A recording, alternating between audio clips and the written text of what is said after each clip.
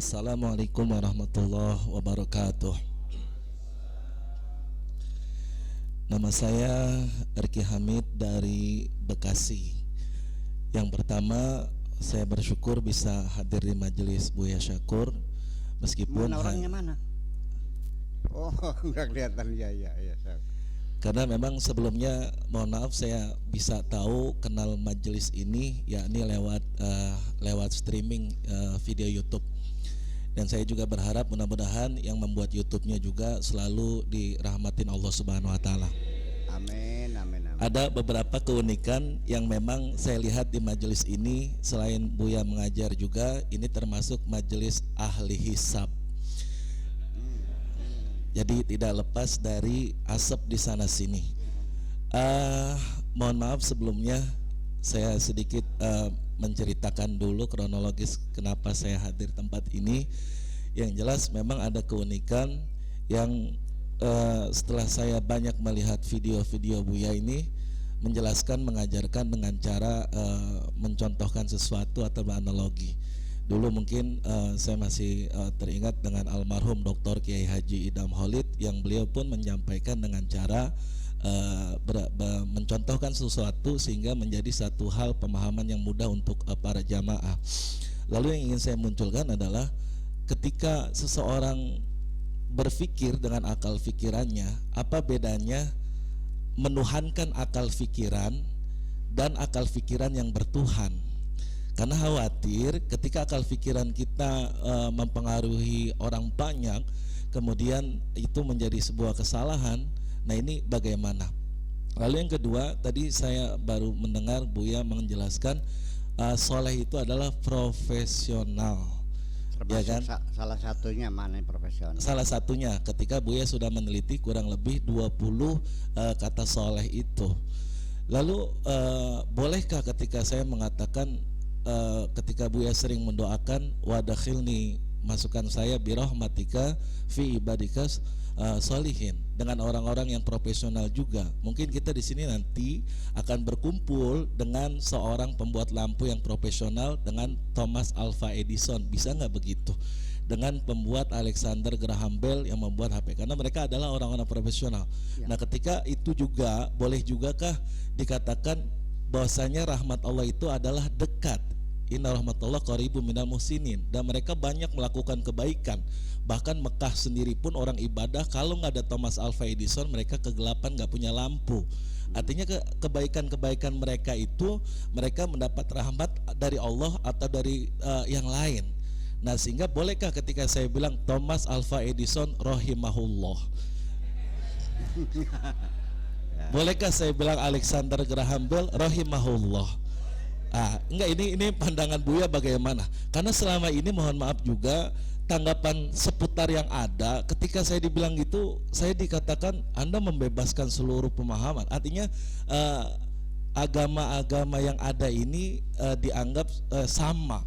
Sedang saya menganggap kebaikan-kebaikan yang mereka berikan, Thomas Alva Edison, Alexander Graham Bell dan lain sebagainya, mereka ibarat orang yang meneliti sebuah film. Mereka mengambil kajian dari film itu, bermanfaat, meneliti dan lain sebagainya, tapi lupa sama skenario filmnya. Nah apakah itu? Nanti apakah justru Allah bilang ini orang-orang kurang ajar ini justru? Kenapa filmnya diambil, garapan ilmu pengetahuan dunianya diambil, tapi lupa skenario alam dunia ini siapa yang menciptakan? Mungkin itu gambarannya, mohon maaf Buya, saya terima kasih. Dan mungkin juga buat teman-teman yang ada di sini, mohon maaf jika baru pertama hadir, saya diizinkan untuk bertanya, ini merupakan satu nikmat yang terbesar. Dan saya bawa ajak teman saya, Pak Hamdani, tadi baru nyampe saya turun dari mobil, turunin kaki, ucapin alhamdulillah, bersyukur sama Allah. Kenapa? Karena Buya ngajarin kita ini nggak pernah bersyukur saat kita lahir di dunia ini, kita nggak pernah ngucap alhamdulillahirabbil alamin. Mohon maaf, terima kasih. Assalamualaikum warahmatullahi wabarakatuh. Salam, salam. Iya. Ada dua hal yang perlu dikoreksi supaya jangan viral nantinya.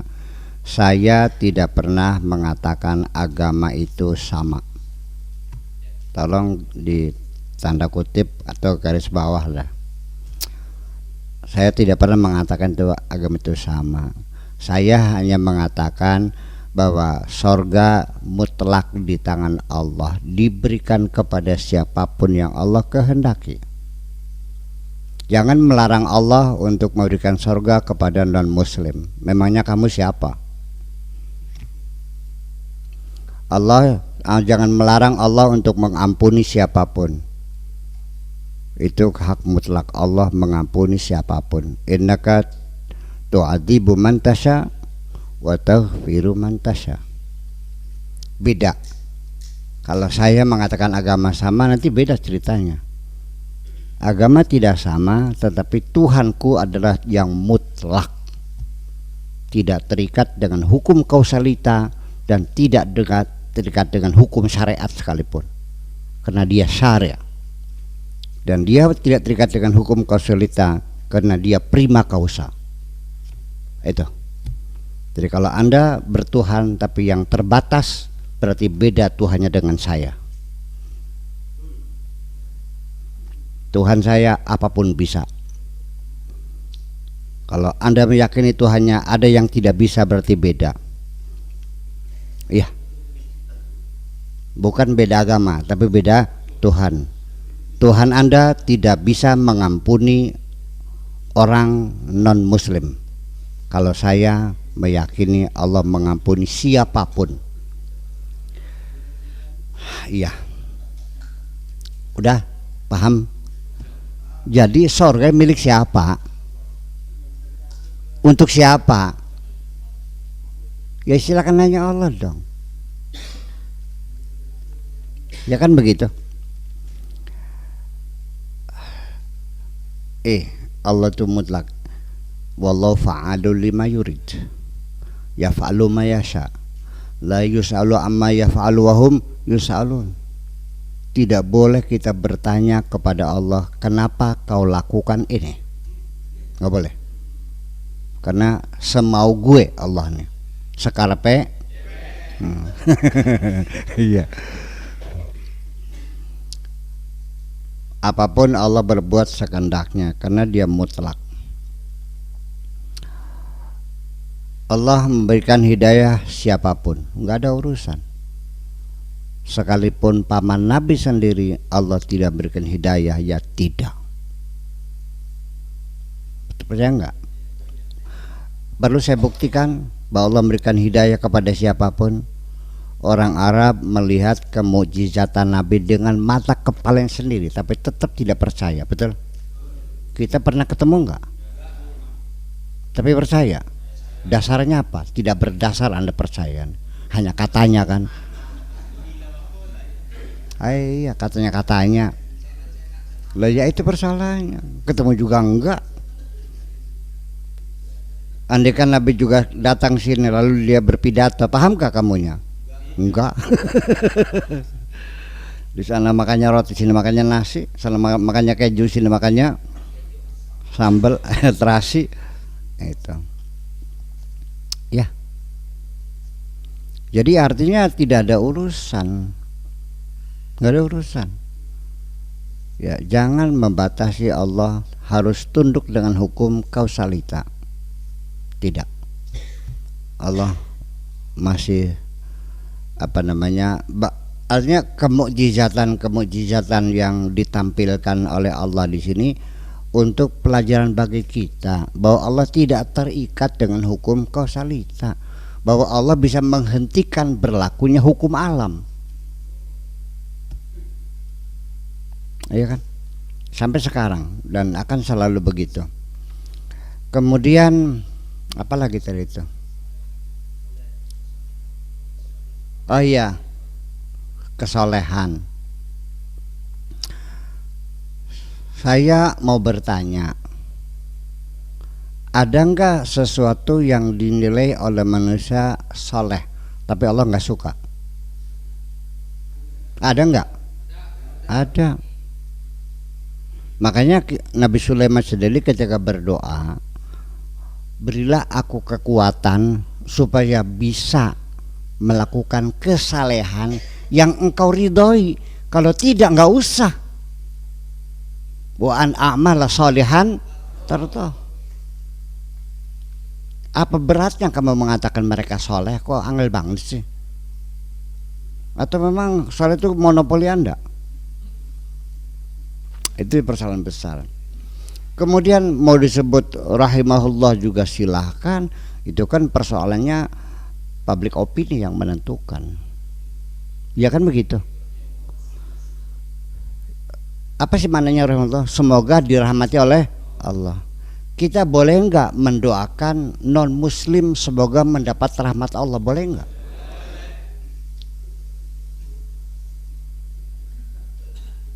Lu di mana sulitnya? Itu kan hanya tradisi linguistik ya. Kalau sahabat radhiyallahu anhu, kalau Sayyidina Ali karramallahu wajah.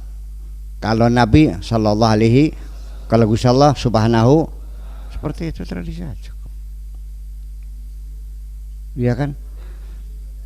Itu. Jadi artinya bahwa Nabi Muhammad sendiri itu membawa rahmat untuk alam semesta, bukan untuk orang beragama Islam saja kok.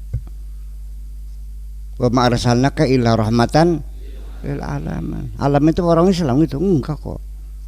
Semua umat manusia rahmat. Masa kita tidak boleh membagikan rahmat kepada manusia? Nah, itulah persoalannya, bahwa kita ini terjebak dalam eksklusivisme. Kita memonopoli kebenaran sehingga kebenaran hanya milik kita. Itu masalahnya. Dan ini bisa dipegangi oleh kita, atau juga ada kelompok masyarakat lain, sehingga dalam komunitas sekecil apapun akan muncul eksklusivisme itu. Di dalam sekte Islam ada yang eksklusif. Kalau mati jenazahnya tidak boleh dimandikan oleh orang lain, harus kelompok dia. Ada enggak?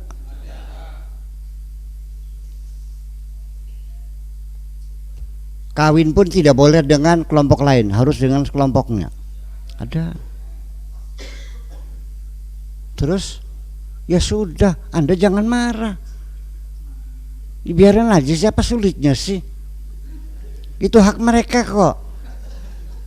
Itu selagi mereka yang apa yakini, ketika mereka implementasikan dalam ruang privasi, silahkan dong. Apalagi kita sudah mengibarkan bendera demokrasi, siapapun boleh.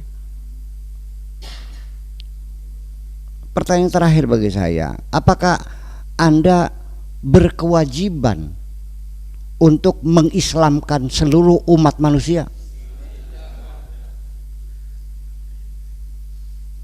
Kenapa umat Islam sampai sekarang tetap menjadi minoritas di dunia ini? Nah, itu persoalannya. Ngaca dong, ngaca gitu, bercermin lah gitu.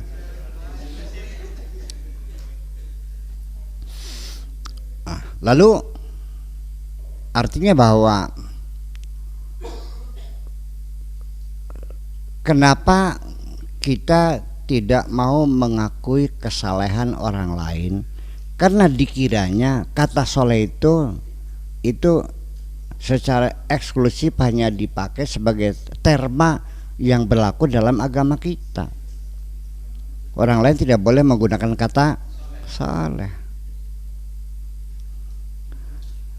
Wa idza salahal jasadu kullu wa idza fasadal jasadu kullu ala wahyal qalbu. Sehat di sini, saleh di sini, bukan saleh rajin berzikir, tapi badan yang sehat. Kalau Anda punya paspor, itu salahiyahnya itu apa? Validity, masa berlaku salahiyat. Iya. Kalau sudah lewat tajawaza an muddatis salahiyah, that is expire namanya. Sih? As-sulhu itu perdamaian artinya. Jadi orang yang saleh orang yang hatinya damai. Gimana? Mewek baja soleh ngaing usir mah. Tiap hari berkeluh kesah aja. Merepet kayak trompet. Kalau bilang soleh gitu.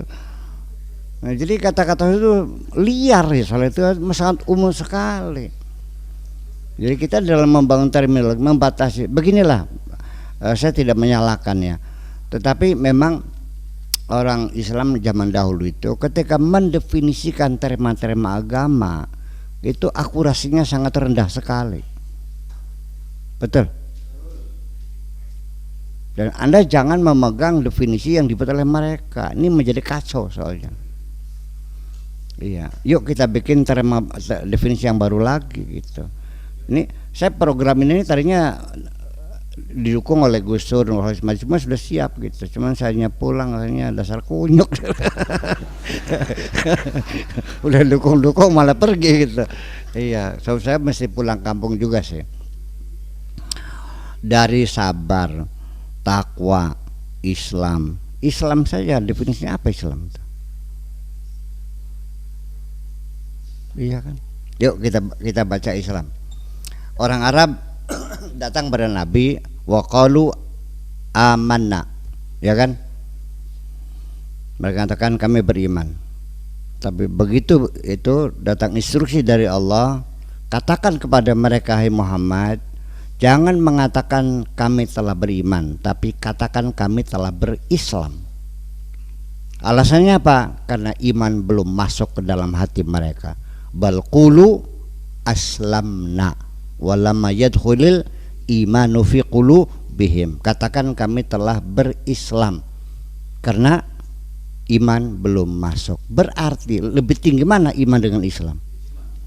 Jadi apa arahnya Islam itu? Islam itu adalah bergabung dengan Kanjeng Nabi. Itulah namanya berkoalisi. Koalisi itu sementara, selesai pisah lagi, itu persoalannya. Kalau sudah beriman itu sudah bersaudara. Innamal mu'minuna ikhwatun. Enggak ada innamal muslimuna ikhwatun, tuh enggak ada. Adanya hadis itu al muslim akhul muslim kan? Iya kan? Yang mengklaim Islam bersaudara itu bukan Al-Qur'an, itu hadis Nabi. Bu, hadisnya siapa kan? Sekarang realitanya ada enggak persaudaraan Islam tuh? Sudah enggak ada aja. Yang sampai sekarang bunuh-membunuh aja persaudaraan maning. Ya kita jujur ngomongnya. Persaudaraan umat Islam sejak Nabi meninggal dunia sudah pecah kongsi sampai sekarang. Tapi kalau orang beriman bersaudara, percayalah. Ketika Anda beriman, Anda saudara saya, bahkan lebih dari saudara kandung saya. Itu. Jadi di sini persoalan sudut pandang kita berbeda, ya kan gitu. Ya biarkanlah kita berbeda, nggak usah harus sama kok. Semakin banyak perbedaan, khazanah kita semakin besar kok. Setuju nggak? Ya gitu. Jadi silakan berbeda, tapi jangan itu aja. Bertengkar itu adalah karena Anda mengklaim paling benar sendiri, lalu menyalahkan orang lain, itu yang salah. Tolong berilah kesempatan orang lain pun bisa benar kok. Nah, jadi sekarang begini. Tahu nggak manfaatnya orang yang menciptakan listrik? Siapa yang menciptakan listrik itu? Yang menciptakan listrik siapa? Thomas Edison. Pahalanya berapa bayangkan? Kemanfaatannya. Kalau nggak ada listrik, nggak akan pakai kulkas kamu nih. Betul nggak? Nggak akan ada AC. Bisa angin, bayangkan.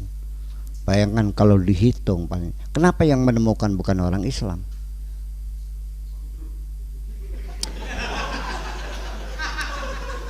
Ini sirane goblok. Lalu apakah jasa Edison itu bukan sebagai amal yang soleh?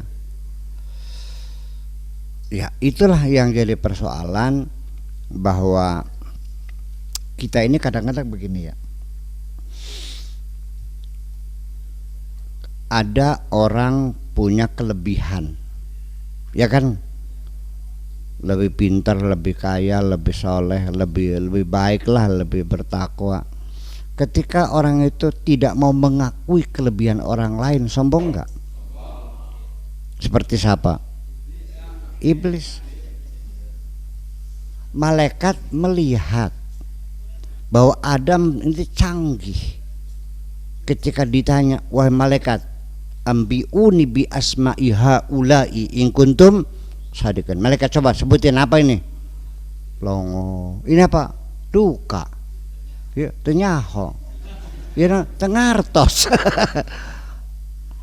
Alam aku lakum ini alamu malata ta'lamun sing bengen gata kuala nyong siraku goblok. Adam apa ini? Bla bla bla bla. Ini apa? Semua terjawab semua. Malaikat melongo kan? Oh pantes. Fasajadu. Oke, malaikat mengakui kehebatan Adam itu. Sekalipun tadinya menyangkal juga, gitu dong. Iblis apa? Tetap dia bertolak pinggang, nggak bisa. Ana khairum minhu. Tetap dia merasa lebih hebat. Itulah makanya iblis dikeluarkan dari sorga karena dia sombong itu. Iya, oke. Sekarang Bunda Teresa seumur hidup dia tidak pernah menikmati kehidupan, menimang-nimang penderitaan anak-anak sealam dunia. Kenapa Anda tidak menghargainya? Anda tetap merasa lebih baik dari dia. Nelson Mandela, salah satu tokoh dunia yang membangun rekonsiliasi di Afrika Selatan tanpa ada dendam sekarang. Mereka hidup damai. Kenapa Anda tidak menghargainya? Karena Anda merasa lebih hebat dari Nelson Mandela. Diusir sih, akui saja ini dunia, sudah persoalan neraka surga mah urusannya Allah, gitu aja kok susah banget sih. Ini dunia, ada orang membantu kamu, bilang apa nang? Gitu dong, gimana sih? Kok songong banget sih? Ada orang berbuat baik kok tidak dihargai. Ya tapi kenal Muslim, memang Islam mengajarkan begitu. Jadi kalau orang non Muslim tidak boleh dihormati gitu. Saya tidak mengerti kalau Islam mengatakan bahwa non Muslim tidak boleh dihormati. Saya tidak mengerti ini. Iya, inilah letak perbedaan cara kita berpikir di sini. Saya menghormati siapapun, mau Yahudi mau Buddha, silakan, urusan dunia orang kita hormati dong. Orang itu jujur, non Muslim, ya kita bisnis nggak ada masalah, urusan dunia. Ini surga mah dewek-dewek aja, seperti benar. Gitu aja kok nggak bisa? Ya aneh kan? Ya aneh. Ya itu dong, iya. Ya itulah sebab. Kenapa sebabnya Anda tidak mau mengakui kelebihan orang lain? Itu dapat dipastikan di dalam dirimu ada kesombongan. Satu, iblis diusir. Minta maaf enggak? Enggak. Malah ngancam Tuhan bisa.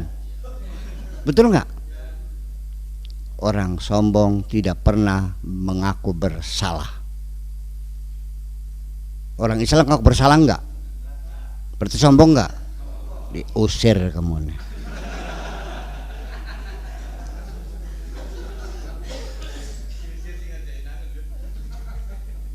Orang sombong kalau ditegur marah.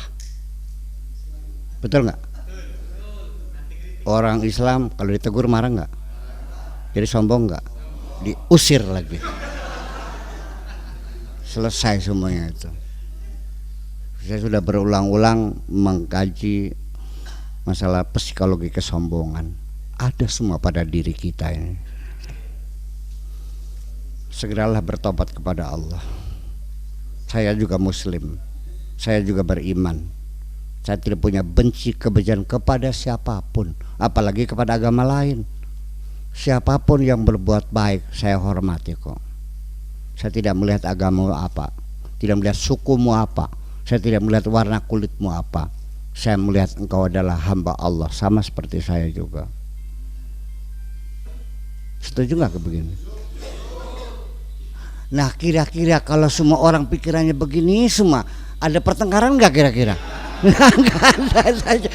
Jadi tujuan saya mah satu, muter-muter nih, saya ingin umat Islam stop, jangan bertengkar. Mau nggak?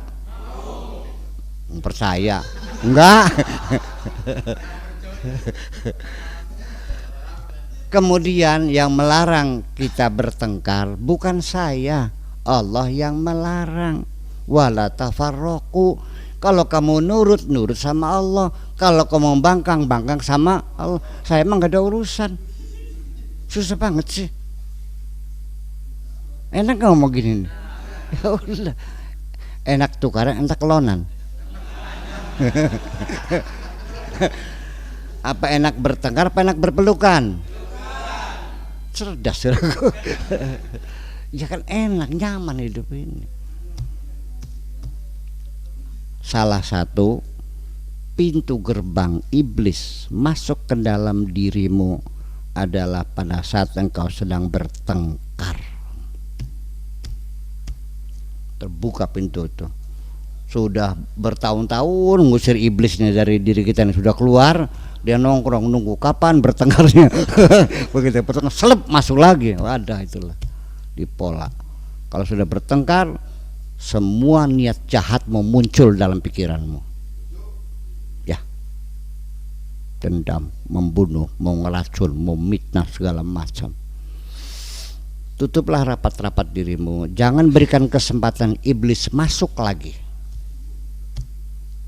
Ya mending kalau malam Jumat ini iblis keluar, nanti Jumat lagi masuk lagi, mending ini mah.